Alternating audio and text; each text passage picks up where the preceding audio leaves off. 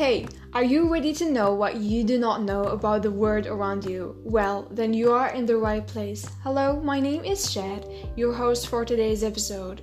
Get comfortable joining the Extra Talk Zone, a place where we discuss pretty much anything that has to do with the modern world and all what contributed in developing our current existence. Let's get right down to it.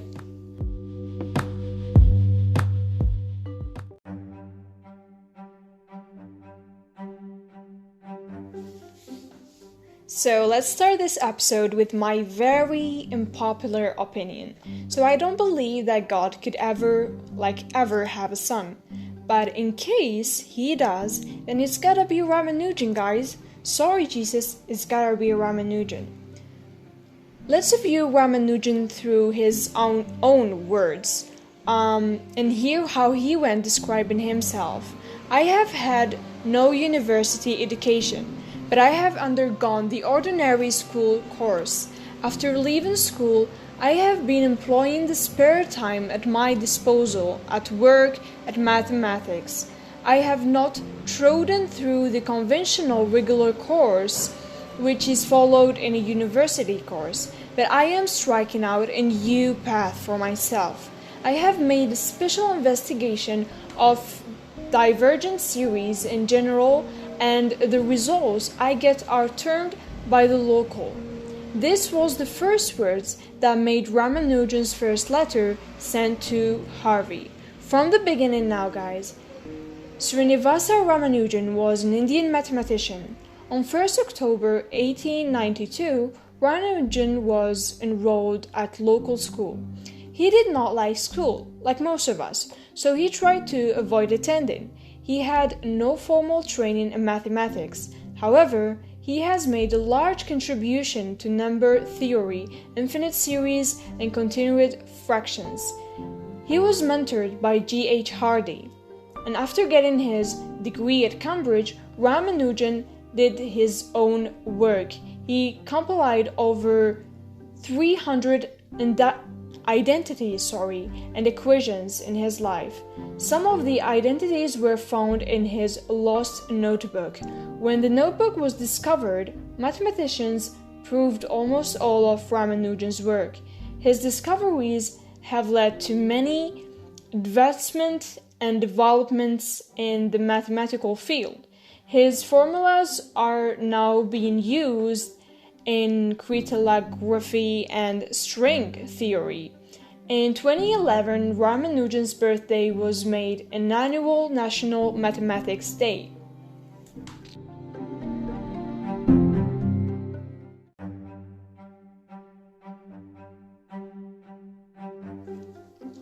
So Indian mathematician Ramanujan made contributions to the theory of numbers, including pioneering discoveries of the properties of the partition function. His papers were published in England and European journals, and in 1918 he was elected to the Royal Society of London. And when Ramanujan was actually 13, just 13, think about it, he could work out Aloni's trigonometry exercises without any help. All alone. Like, come on, what did Jesus do at age 13?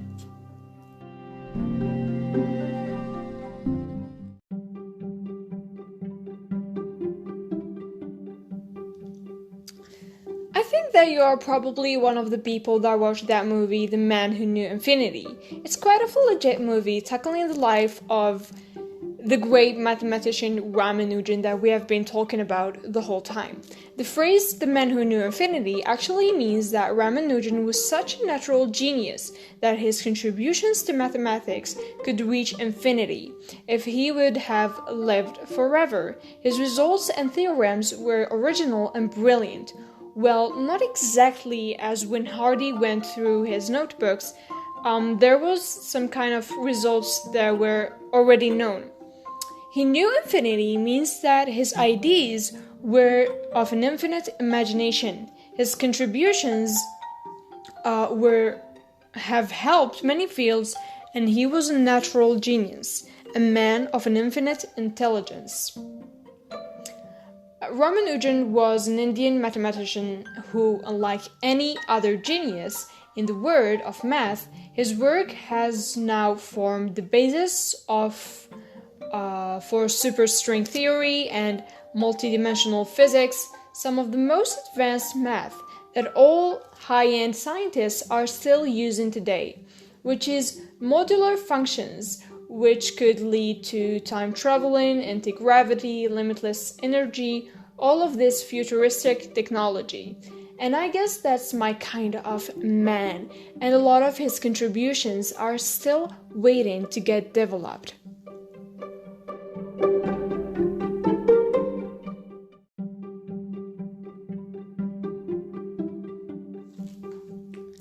Now you see my big boy Rama over here, got magic.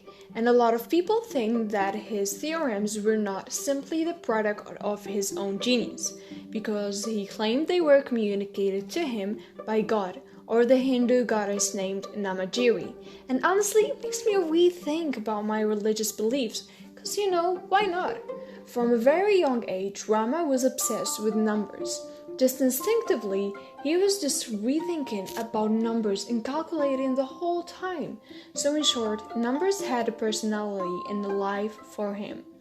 Now think about it.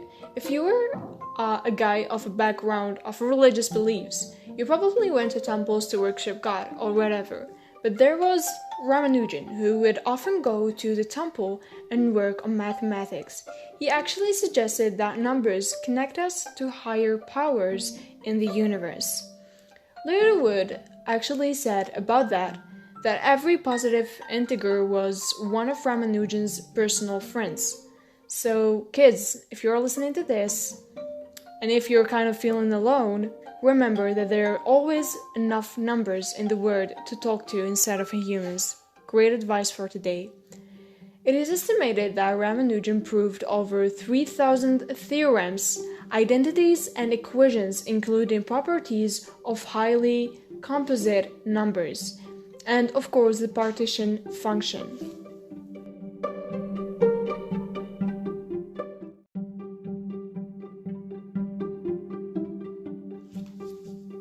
Now, if you think the fun part is over, no, you are wrong, because still you have to know about the contributions in the black hole thing. A separate concept in physics, entropy explains why heat flows from a hot body to a cold body, and not the other way around. The results of Ramanujan and Hardy on partitions and the former's subsequent work on what are called Mach theta functions have come to play an important role in understanding the very quantum structure of space-time, in particular the quantum entropy of a type of black hole in string theory is pretty of a big deal. Stephen Hawking showed that when you take into account quantum effects, a black hole is not quite black. It is rather like a hot piece of metal that is slowly emitting Hawking radiation.